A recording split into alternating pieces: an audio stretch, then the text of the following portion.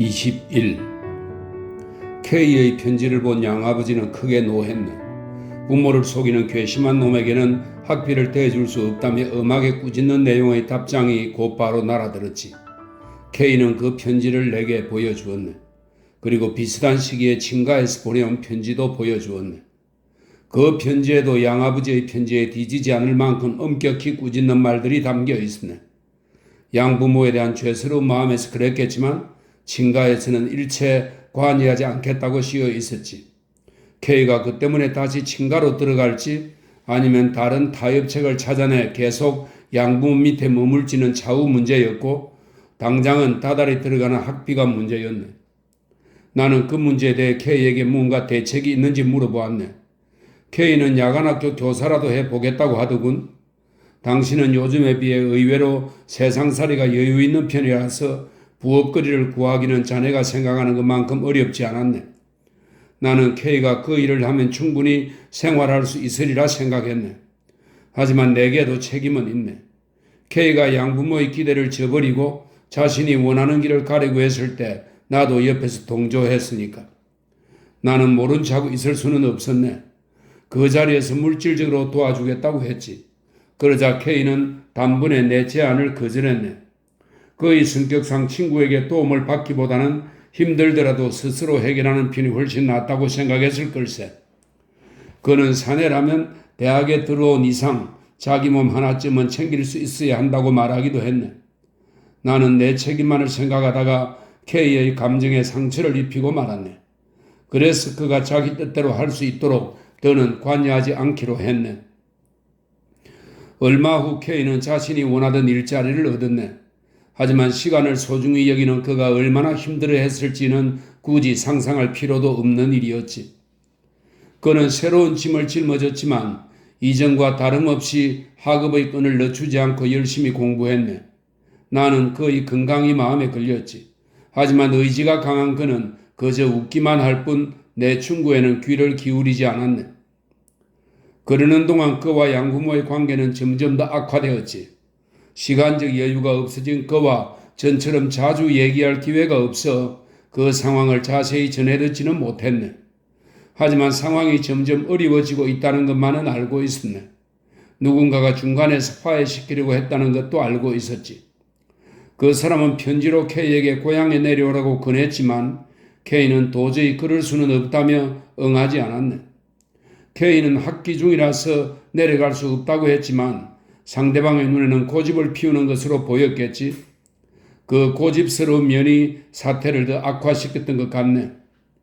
그는 양부모의 감정을 건드리면서 친아버지의 노여움까지 사게 되었지. 내가 걱정스러운 마음의 양쪽을 화해시키려고 편지를 썼을 때는 이미 늦었네. 나는 아무런 답장도 받지 못한 채 그대로 무시당하고 말았지. 나도 화가 나더군. 이제까지 정황을 살피며 K를 동정했던 나도 그 뒤로는 잘잘못을 떠나 무조건 K의 편에 서게 되었지. 결국 K는 다시 친가로 호적을 옮기기로 했네. 그동안 양부모가 떼준 학비는 친가에서 모두 변상하기로 했지. 그 대신 친아버지로부터 앞으로 상관하지 않을 테니 멋대로 살라는 얘기를 들었네. 말하자면 의절을 당한 셈이지. 그 정도까지는 아니었을지도 모르지만 본인은 그렇게 받아들였네. K에게는 어머니가 안 계셨네. 그의 성격 중 일부분은 계모 밑에서 자란 결과라고 볼 수도 있을 것 같네. 만일 그의 친어머니가 살아있었다면 그와 친가와의 관계가 그렇게까지 악화되지는 않았으리라 생각하네. 물론 그의 부친은 성녀였네. 하지만 그 우직한 성격을 보면 오히려 무사에 가깝다는 생각이 들더군. 22. K의 일이 일단락된 후 나는 그의 매형에게서 장문의 편지를 받았네. K가 양자로 들어갔던 집은 그 매형의 친척집이라서 양자로 주선했을 때도 다시 친가의 호적에 올릴 때도 그의 의견이 크게 작용했다는 얘기를 K에게 들은 적이 있었네. 편지에는 K가 어떻게 지내고 있는지 알려달라고 씌어 있더군. 누나가 걱정하고 있으니 가능한 한 빨리 답장을 보내달라고 부탁하기도 했네. K는 아버지의 절을 이어받은 형보다 출가한 누나를 더 좋아했지. 모두 한 배에서 난 남매들이지만 K는 누나와 나이 차이가 꽤 많이 났네. 그래서 K는 어렸을 때부터 계모보다는 오히려 누나를 어머니처럼 여겼다고 하네. 나는 K에게 편지를 보여주었네. K는 아무 말도 하지 않다가 자기도 누나에게 비슷한 내용의 편지를 두세 번 받았다고 털어놓더군.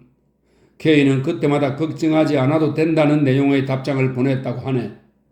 그 누나는 안타깝게도 살림이 넉넉지 못한 집으로 출가해 아무리 K를 도와주고 싶어도 물질적으로 아무런 도움을 줄 수가 없는 형편이었네. 나는 매형 앞으로 K가 보낸 것과 비슷한 내용의 답장을 보냈네. 그 편지에는 만일 무슨 일이 생기면 내가 어떻게든 도울 테니 안심하라는 뜻을 강하게 내비쳤지. 그것은 원래부터 내가 생각하고 있던 것이었네. 물론 K의 앞날을 걱정하는 누나를 안심시키려는 마음도 있었지만 나를 무시했다고 생각할 수밖에 없는 그 친가나 양부모의 태도에 오기가 나기도 했네. K가 다시 친가로 호적을 옮긴 것은 1학년 때였네. 그때부터 2학년 중반까지 약 1년 반 동안 그는 혼자 힘으로 학업을 이어갔지. 그렇게 무리하다 보니 육체적으로나 정신적으로 점점 지쳐가고 있었네.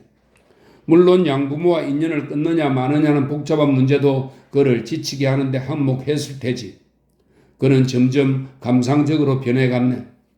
이따금 세상의 모든 불행을 혼자 짊어진 사람처럼 말하기도 했지. 그리고 내가 그 말을 부정하면 금방 화를 내곤 했지. 자신의 미래를 밝히는 빛이 점점 멀어지기라도 하는 듯 안절부절 못했네. 처음 학교에 입학할 때는 누구나 원대한 포부를 안고 새로운 여정에 오르기 마련이지. 하지만 1년이 지나고 2년이 지나고 졸업할 날이 가까워지면 문득 자신의 발걸음이 둔해진 것을 깨닫고 실망하는 것이 대부분이라네. K도 그런 경우이긴 하지만 그의 초조함은 다른 사람들에 비해 유난히 심했지. 나는 일단 그의 마음을 안정시키는 것이 급선무라고 생각했네. 나는 그에게 이제 일은 그만두라고 했네. 그리고 당분간 휴식하며 지내는 것이 장래를 위해서도 덕이라고 충고했지. 고집이 센 그가 쉽게 내 말을 따르리라고는 생각지 않았네. 하지만 실제로 말을 꺼내보니 그를 설득하기가 생각했던 것보다 훨씬 더 힘들더군. K는 단지 학문만이 자신의 목표는 아니라고 했네. 의지력을 키워 강인한 사람이 되고 싶다더군. 그러려면 가능한 한 궁핍하게 지내야 한다는 게 그의 생각이었네. 보통 사람의 입장에서 보면 정말 유별난 사람이었지. 게다가 궁핍한 처지에 놓인 그의 의지도 본인의 생각과는 달리 전혀 강해지지 않았어. 강해지기는커녕 오히려 신경쇠약에 걸릴 지경이었지. 나는 하는 수 없이 그에게 적극 동감하는 듯한 모습을 보였네. 나도 그런 방향으로 세상을 살아갈 생각이라고 말했지. 사실 아주 빈말은 아니었네. K의 말을 듣다 보면 나도 모르게 점점 빨려 들어갔으니까. 그러고는 그에게 함께 살면서 함께 정진하고 싶다는 말을 꺼냈네. 나는 그의 고집을 꺾기 위해 그에게 고개를 숙이고 다가갔던 것이네. 그렇게 해서 겨우 그를 내가 사는 하숙집으로 데리고 왔지. 23. 내 방에는 다다미 넉 장짜리 방 하나가 여분으로 딸려 있었네. 현관에서 올라와 내 방으로 들어오려면 반드시 그 방을 통과해야 하기 때문에 실제로 사용하기에는 상당히 불편한 방이었지. 나는 K에게 그 방을 내주었네. 처음에는 다다미 8장짜리 내 방에 책상 2개를 나란히 놓고 옆방을 함께 쓸 생각이었지. 하지만 K는 비좁아도 혼자 지내는 게 낫다며 스스로 그 방을 선택했네. 앞서 말했듯이 사모님은 내가 친구를 데려오는 것에 반대했네. 일반 하숙집 같았으면 1명보다는 2명을, 2명보다는 3명을 받는 게 이득이겠지만 장사 소옥으로 하는 게 아니니 가급적이면 데려오지 말라고 했네. 내가 데려올 친구는 결코 남에게 폐를 끼치는 사람이 아니니 염려하지 않아도 된다고 하자 사모님은 속마음을 알 수 없는 사람은 싫다고 했네.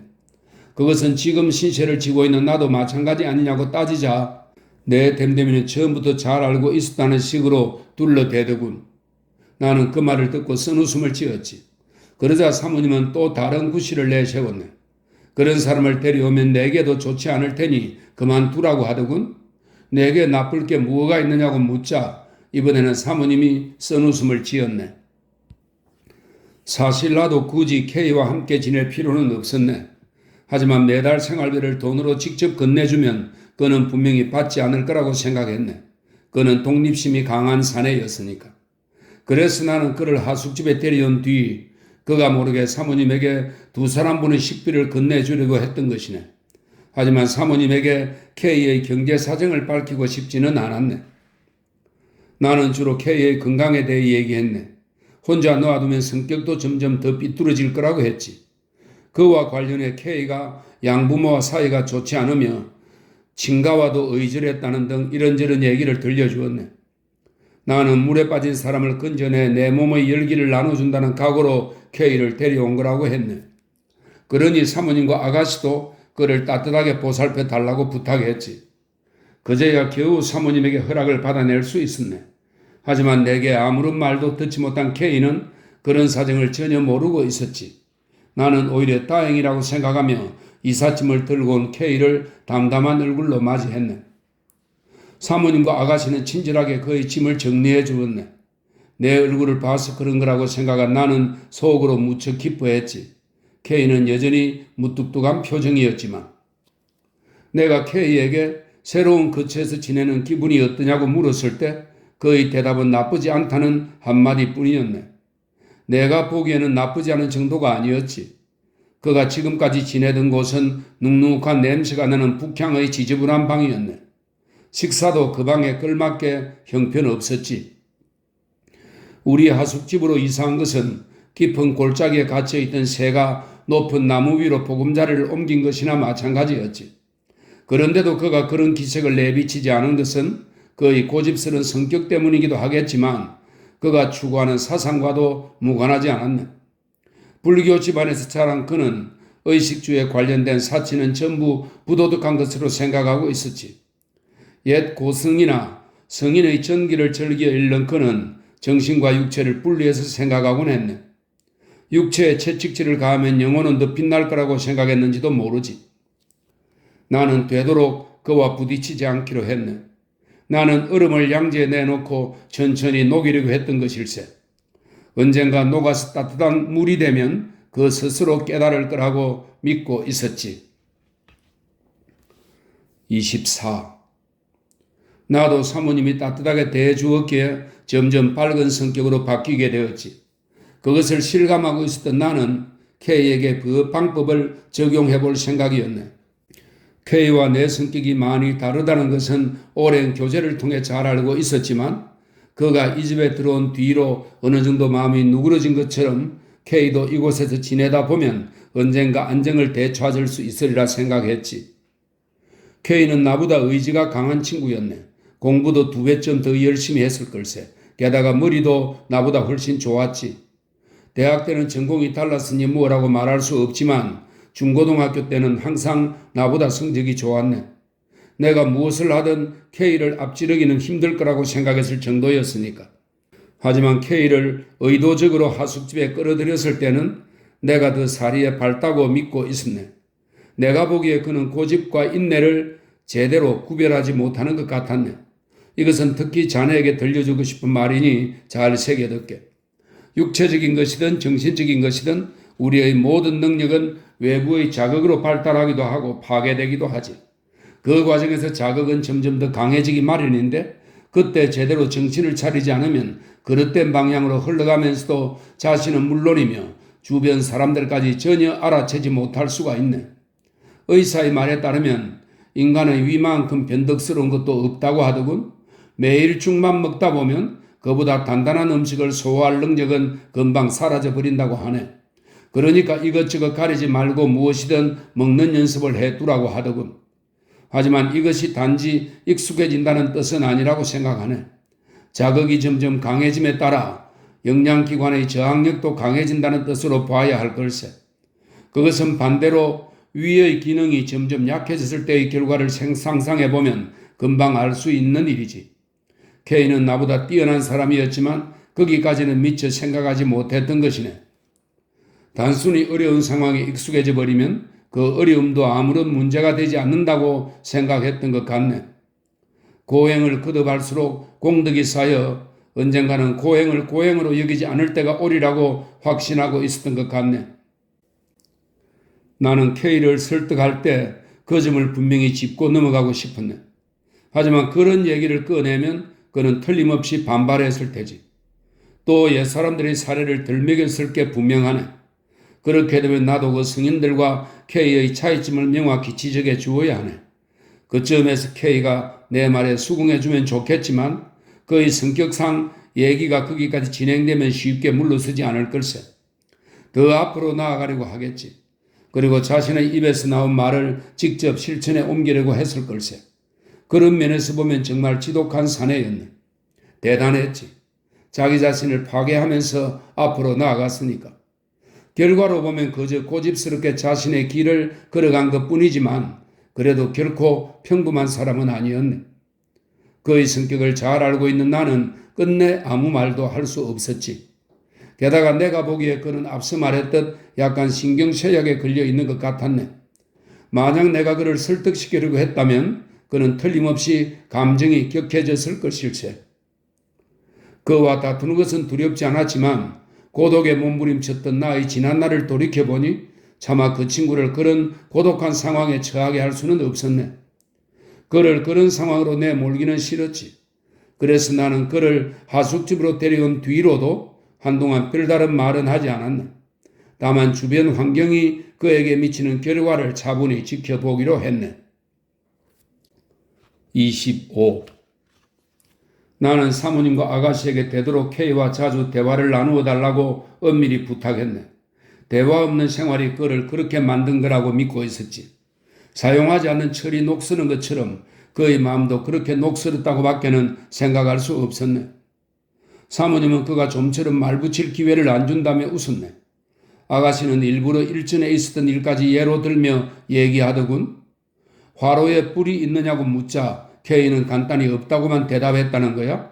그는 뿔을 넣겠다고 하니까 필요 없다고 거절했다더군. 춥지 않느냐고 물으니까 춥지만 필요 없다고 하고는 더 이상 대꾸하지 않는다고 하네. 나는 그냥 쓴웃음만 짓고 있을 수는 없었네. 미안한 마음에 무슨 말이든 둘러대야 했지. 사실 그때는 봄이었으니 굳이 화로불을 지필 필요도 없었지만 어쨌든 K와 대화하기 어렵다는 얘기가 나오는 것도 무리는 아니었네. 그래서 나는 중간에서 어떻게든 두 모녀와 K를 가까워지게 하려고 했지. K와 내가 대화하는 자리에 두 모녀를 부르거나 내가 두 모녀와 함께 있는 자리에 K를 끌어들이는 둥. 그때그때 상황에 맞춰 그들을 한자리에 모이게 했네. 물론 K는 그런 자리를 별로 달가워하지 않았네. 어떤 때는 얼른 일어나 방 밖으로 나가기도 했고 어떤 때는 아무리 불러도 방으로 들어오지 않았지. K는 그런 쓸데없는 잡담이 뭐가 재미있느냐고 하더군. 나는 그냥 웃기만 했지. 하지만 마음속으로 K가 그 때문에 나를 가볍게 생각하고 있다는 것도 내심 잘 알고 있었네. 어쩌면 그렇게 생각하는 게 당연한 것인지도 모르네. 그의 눈높이는 나보다 훨씬 높은 곳에 있었을 테니까. 나도 그것을 부정하는 것은 아니네. 하지만 다른 것과 균형을 이루지 못하고 눈만 높은 것은 불구자나 다름이 없네. 나는 그때 그에게 인간미를 찾아주는 게 급선무라고 생각했네. 그의 머릿속에 위대한 사람들의 이미지가 가득 차 있어도 그 자신이 훌륭해지지 않으면 아무런 소용이 없다는 것을 깨달았기 때문이지. 그를 인간적으로 만드는 첫 번째 수단으로 우선 이성 옆에 가까이 앉히기로 했네. 그를 그런 분위기에 노출시켜 녹슬어가는 그의 혈액을 새로이 바꾸어 볼 생각이었지. 차츰 효과가 나타나기 시작했네. 처음에는 융합하기 어려워 보였던 것이 점차 한 덩어리가 되어갔지. 그는 자신의 세계 이외에 또 다른 세계가 있다는 것을 조금씩 깨달아가는 것 같았네. 어느 날 그는 내게 여자라고 무조건 업신여겨서는 안 된다는 식으로 말하더군. 처음에 K는 여자에게도 나와 비슷한 수준의 지식과 학문을 기대하고 있었던 것 같네. 그리고 그 기대에 어긋나면 즉시 경멸의 대상으로 여겼던 것 같아. 이제 그는 성별을 고려하지 않고 모든 남녀를 동일한 시선으로 바라보았던 거야. 나는 그에게 만일 남자인 우리끼리만 계속 대화를 나눈다면 한쪽 방향으로만 나아가게 될 거라고 했지. 그도 내 말에 동의했네. 나는 그 무렵 아가씨에게 어느 정도 관심을 갖고 있었기에 자연스레 그렇게 말할 수 있었던 것 같네. 하지만 그런 속사정에 대해서는 그에게 한마디도 얘기하지 않았네. 지금까지 책으로 성벽을 쌓고 그 안에 틀어박혀 있던 K가 조금씩 마음을 열기 시작했네. 그런 모습을 바라보는 것이 내게는 무엇보다 기쁜 일이었네. 처음부터 그런 목적으로 그를 데려왔던 나로서는 당연히 기쁠 수밖에 없었지. K에게는 말하지 않았지만 사모님과 아가씨에게는 내가 느낀 대로 얘기해 주었네. 두 사람 모두 만족스러워하는 표정이었네. 26. K와 나는 같은 학과였지만 전공이 달랐기 때문에 등교 시간이나 귀가 시간도 자연히 다를 수밖에 없었지. 내가 먼저 귀가할 때는 그가 없는 빈 방을 그냥 지나갔지만 늦게 귀가할 때는 간단한 인사말을 건네고 내 방으로 들어가는 게 보통이었네. 내가 방문을 열고 들어가면 K는 책에서 눈을 떼고 나를 쳐다보았네. 그러고는 항상 지금 오는 거야? 하고 물었네. 나는 말없이 고개만 끄덕일 때도 있었고 응 하고 대답하며 지나갈 때도 있었지. 어느 날 나는 간다에 볼 일이 있어 평소보다 늦게 귀가했네. 나는 빠른 걸음으로 집에 돌아와 현관의 격자문을 드르륵 열었네. 문을 열자마자 아가씨의 목소리가 들리더군. 그 목소리는 분명 K의 방에서 나는 것 같았네.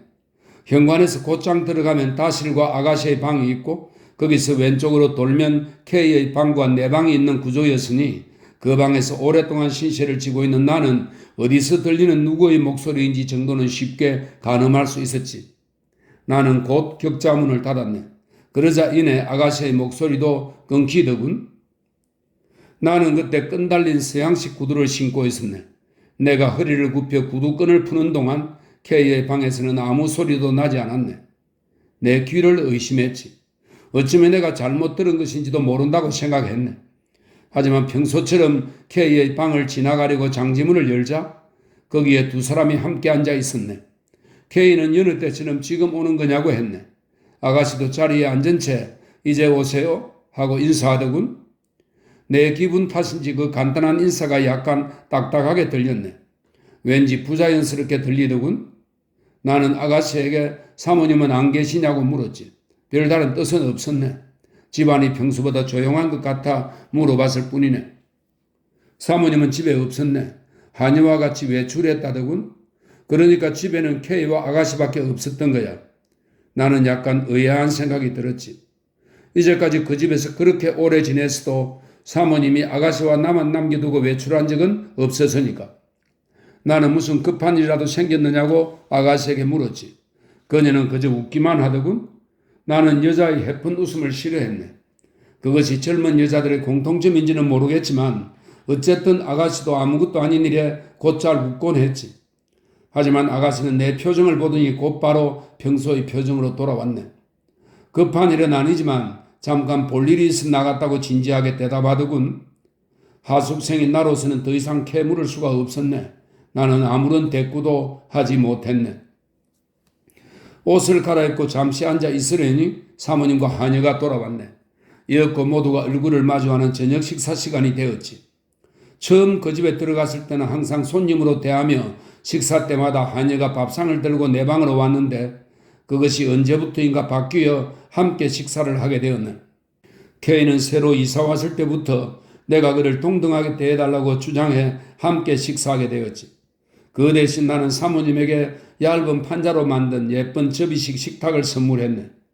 지금이야 어느 가정에서든 흔히 사용하고 있지만 당시에는 그런 식탁에 둘러앉아 식사하는 집이 거의 없었네. 내가 오츠노미즈에 있는 가구 주문까지 찾아가 직접 주문한 맞춤형 식탁이었지. 저녁 식탁에서 사모님은 언제나 같은 시간에 오던 생선장수가 오지 않아 먹을거리를 장만하러 시내에 나갔다고 했네. 하숙을 치는 입장에서는 당연한 일이라고 생각하고 있는데 아가씨가 내 얼굴을 쳐다보며 또 웃더군. 하지만 이번에는 사모님에게 꾸지람을 듣고 곧 웃음을 그쳤지. 27. 일주일쯤 지난 뒤 나는 또 K와 아가씨가 함께 이야기하고 있는 방을 지나가게 되었네. 그때 아가씨는 내 얼굴을 보자마자 웃기 시작했네. 그 자리에서 왜 웃는 거냐고 물었으면 좋았을 텐데 나는 말없이 곧장 내 방으로 들어가 버렸지. 그러니 K도 여느 때처럼 이제 왔느냐는 말을 건넬 틈이 없었네. 아가씨는 곧 그 방에서 나와 다실로 들어간 것 같았네. 저녁 식사 때 아가씨는 내가 좀 이상한 것 같다고 하더군. 나는 그때도 왜 그렇게 생각하는지 묻지 않았지. 단 사모님이 아가씨에게 눈을 흘긴 것만은 알고 있었네. 나는 식사 후 K에게 산책하러 가자고 했네. 우리는 덴저인 절 뒤편의 식물원 거리를 빙 돌아 다시 도미자카 비탈길을 내려갔지. 산책치고는 짧은 거리가 아니었지만 우리가 주고받은 말은 몇 마디뿐이었네. 나도 말이 많은 편은 아니지만 K는 나보다 더 말수가 적었지. 하지만 나는 산책하면서 그에게 이런저런 말을 걸어보았네. 주로 하숙집 식구에 대한 얘기였지. 나는 그가 사모님과 아가씨에 대해 어떻게 생각하고 있는지 알고 싶었던 것이네. 그런데 그는 좋다는 것인지 싫다는 것인지 도무지 분간할 수 없게 대답하더군. 게다가 그 대답도 지극히 간단했네. 어쨌든 그는 하숙집의 두 여자보다도 전공 과목에 더 관심을 갖고 있는 것 같았네. 물론 그때는 2학년 기말 시험이 눈앞에 닥쳤을 때였으니 다른 사람들의 눈에는 나보다 그가 더 학생다워 보였을 테지. 게다가 그는 스웨덴보리는 스웨덴의 철학자입니다. 게다가 그는 스웨덴보리가 어쩌고 저쩌고 하며 무지한 나를 놀라게 했네. 우리가 무사히 시험을 치르고 나자 사모님은 둘 다 앞으로 1년만 더 고생하면 된다며 기뻐해 주었네. 사모님의 가장 큰 자랑거리인 아가씨의 졸업도 얼마 남지 않았지. K는 내게 여자들은 아무런 생각도 없이 학교에 다니는 것 같다고 했네. 그는 아가씨가 학교 공부 이외에 배우는 바느질이나 고토, 꽃꽂이는 안중에 없는 듯 했네. 나는 그의 고지식한 사고방식을 비웃었지. 그리고 여자의 가치는 그런 데 있는 게 아니라며 예전에 했던 말을 다시 끄집어냈네. 그는 아무런 반박도 하지 않았지. 그렇다고 내 말에 수긍한 것도 아니었네. 나는 그런 점을 오히려 다행스럽게 생각했지. 그의 무관심한 태도가 여전히 여자를 업신여기고 있는 것처럼 보였기 때문이네. 그리고 내가 모든 여자의 대명사로 생각하고 있는 아가씨를 대수롭지 않게 여기는 것 같았기 때문이지. 지금 돌이켜보면 나는 그때 이미 K를 질투하고 있었던 것 같네. 나는 여름방학 때 어디로 놀러 갈지 K와 의논했네. K는 가고 싶지 않다는 듯이 말했지. 물론 그는 어디든 마음대로 갈 수 있는 형편은 아니었지만 내가 데려가 주기만 하면 어디를 가든 상관없는 입장이었네. 나는 그에게 왜 가고 싶지 않은지 물어보았네. 별다른 이유는 없다고 하더군. 집에서 책 읽는 게 더 편하다고 했네. 내가 시원한 피서지에서 공부를 하는 게 나을 거라고 하자 그럼 혼자 가면 되지 않느냐고 하더군. 하지만 나는 K를 남겨두고 혼자 떠나고 싶지는 않았네. K와 주인집 식구들이 점점 친해지는 것을 보고 있자면 그다지 마음이 편치 않았네. 처음에 바랐던 대로 되는데 왜 마음이 불편한 거냐고 물으면 할 말이 없네. 내가 어리석었기 때문이겠지. 우리가 좀처럼 결론을 내지 못하고 있자 곁에서 듣다 못한 사모님이 끼어들었네. 결국 우리는 보슈는 지바현 남부지방입니다. 결국 우리는 보슈에 가기로 했네. 28. K는 여행을 자주 다니는 사람이 아니었네. 나도 보슈는 처음이었지. 우리는 아무런 정보도 없이 무작정 배가 맨 처음 도착한 곳에서 내렸네. 아마 호타라는 곳이었을 거야. 지금은 어떻게 바뀌었는지 모르겠지만 당시에는 형편없는 어촌 마을이었네. 사방에 비린내가 진동했지. 그리고 바다에 들어가면 파도에 떠밀리는 통에 손이며 발이며 다 까졌네. 주먹만한 커다란 돌이 파도에 휩쓸려 이리저리 굴러다니고 있더군. 나는 그곳에 금세 실증이 났네. 하지만 K는 좋다고도 싫다고도 하지 않더군. 적어도 얼굴 표정만큼은 편안해 보였네. 그러면서도 바다에 들어가면 어딘가 꼭 상처를 입고 나왔지. 나는 결국 그를 설득해 도미우라로 갔다가 그곳에서 다시 낙고로 이동했네. 당시에도 그 바닷가는 주로 학생들이 몰려드는 곳이라 우리가 머물기에는 안성맞춤이었지. K와 나는 자주 해안가 바위 위에 걸터 앉아 먼 바다의 빛깔이나 가까운 바닷속을 바라보았네. 바다 위에서 내려다본 바다는 유난히 아름답더군. 시장에서는 흔히 볼 수 없는 붉은 빛이나 쪽빛을 띤 작은 물고기들이 투명한 물속에서 이리저리 헤엄치고 있었지. 나는 그곳에 앉으면 을에 책을 펼쳤네. K는 아무것도 하지 않고 그냥 말없이 앉아 있을 때가 많았네. 나는 그가 생각에 잠긴 것인지 경치를 즐기고 있는 것인지 혹은 좋아하는 무언가를 상상하고 있는 것인지 전혀 알 수가 없었네. 나는 가끔 책에서 눈을 떼고 K에게 무엇 하고 있느냐고 물었네. K는 아무것도 안 한다는 말뿐이었지. 나는 간혹 내 곁에 이렇게 가만히 앉아있는 사람이 K가 아니라 아가씨였으면 좋을 텐데 하는 생각을 했었네. 그뿐이라면 괜찮은데 때로는 K도 나와 똑같은 생각을 하고 있는 게 아닐까 하는 의심까지 하게 되더군. 그러면 차분히 책을 들여다보고 있을 수가 없었네. 나는 갑자기 벌떡 일어나 목청껏 크게 소리를 질렀네. 그런 상황에서 근사한 시나 노래를 엎어댈 수는 없지 않은가? 나는 그저 야만인처럼 소리만 질러댔지. 언젠가는 내가 뒤에서 갑자기 그의 목덜미를 꽉 붙잡은 적도 있지. 그러고는 이렇게 바다로 떠밀면 어떻게 하겠느냐고 물었네. K는 꿈쩍도 하지 않고 태연히 마침 잘 됐네. 그렇게 해줘. 라고 대답했네. 나는 곧바로 목덜미를 잡았던 손을 놓았네. 그 무렵 K의 신경쇠약증은 많이 좋아진 것 같았네. 그와 반대로 나는 점점 더 예민해지고 있었어. 나보다 안정된 K가 부럽기도 했지만 한편으로는 밉살스럽기도 했네. 그가 나를 전혀 경쟁 상대로 여기지 않는 것 같았기 때문이네. 내 눈에는 그런 태도가 일종의 자신감으로 비쳤네. 설령 그가 그것을 자신감으로 인정했더라도 나는 결코 만족할 수 없었네. 나는 한 걸음 더 나아가 그것이 어디서 비롯된 자신감인지 확인하고 싶었네. 그는 학문이든 사업이든 자신이 나아가야 할 길에서 다시금 희망을 되찾은 걸까?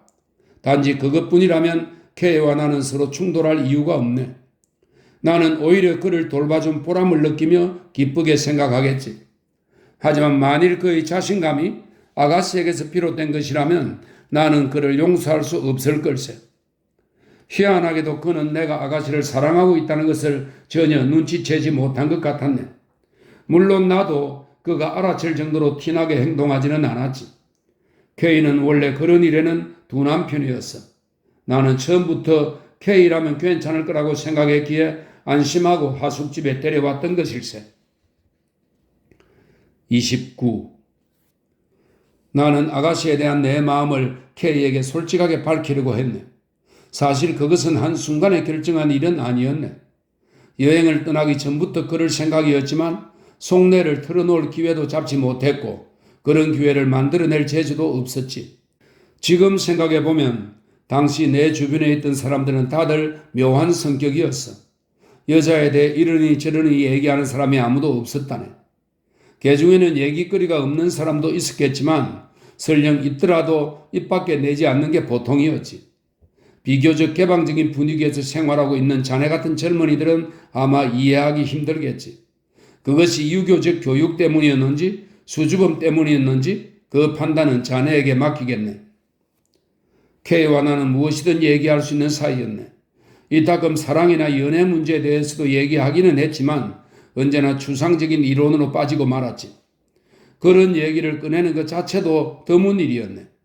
대개는 책과 학문에 관한 이야기, 그리고 장래 계획과 포부와 정신 수양에 관한 이야기들 뿐이었지. 아무리 친한 사이라도 그렇게 진지한 분위기에서 갑자기 사적인 얘기를 꺼내기는 쉽지 않다네. 우리는 그런 진지한 대화를 통해 친해진 사이였지. 나는 K에게 아가씨에 대한 내 마음을 밝히겠다고 생각한 뒤로 얼마나 가슴이 답답했는지 모르네. 나는 K의 머리 한 곳에 구멍을 뚫어 부드러운 공기를 불어넣고 싶은 심정이었네. 자네가 보기에는 우습게 짝이 없는 일이겠지만 당시의 나로서는 정말 힘든 일이었네. 나는 여행지에서도 하숙집에서와 마찬가지로 여전히 소심하게 굴었네. 수시로 기회를 엿보며 K를 관찰했지만 그의 초연한 태도만은 도저히 극복할 수 없었지. 이를테면 그의 심장은 검은 오칠로 두텁게 뒤덮여 있는 것 같았네. 내가 부어내리는 피는 그의 심장 속으로 한 방울도 들어가지 않고 전부 밖으로 흘러내리고 말았지. 어떤 때는 K의 태도가 너무나 강경하고 고고해 오히려 안심이 된 적도 있네. 그럴 때는 그를 의심했던 것을 후회하며 속으로 사과했네. 그러면서 나 자신이 너무 천박하게 느껴져 기분이 우울해지곤 했지. 하지만 얼마쯤 지나면 또다시 의심이 되살아나 내 마음을 뒤흔들었네. 모든 것이 의심에서 출발했기 때문에 모든 것을 내가 불리한 쪽으로 생각하게 되었지. 외모도 나보다는 K가 여자에게 더 인기가 있을 것 같았네. 성격도 나처럼 소심하지 않아 여자들이 좋아할 거라고 생각했네. 어딘가 멍해 보이면서도 어딘가 확실해 보이는 남자다운 면모도 나보다 뛰어나 보였지. 전공은 다르지만 학교 성적 면에서도 나는 K의 적수가 못 된다는 것을 잘 알고 있었네. 이렇게 그가 나보다 나은 부분들만 떠올리다 보면 나는 금방 다시 불안해지기 시작했네. K는 불안해하는 내 모습을 보고 이곳이 싫으면 그만 도쿄로 돌아가도 괜찮다고 했네. 그런 말을 듣자 오히려 돌아가고 싶던 마음이 갑자기 사라지더군. 어쩌면 나는 K가 도쿄로 돌아가는 게 싫었는지도 모르지. 우리는 보슈 지방을 빙 돌아 반대편으로 갔네. 햇빛이 따가워 걷기는 힘들었지만 거의 다 왔다는 말에 속아가며 꾸역꾸역 걸음을 옮겼네. 한참 걷다 보니 왜 그렇게 걸어야 하는지 모르겠더군. 나는 K에게 농담조로 그렇게 말했지. 그러자 K는 다리가 있기 때문에 걷는 거라고 했네. 그리고 더워지면 바다에 들어가자며 어디에서든 물속에 뛰어들었네. 그런 다음 다시 뜨거운 햇볕 아래를 걷다 보니 내 몸은 지칠 대로 지쳐 녹초가 되었네.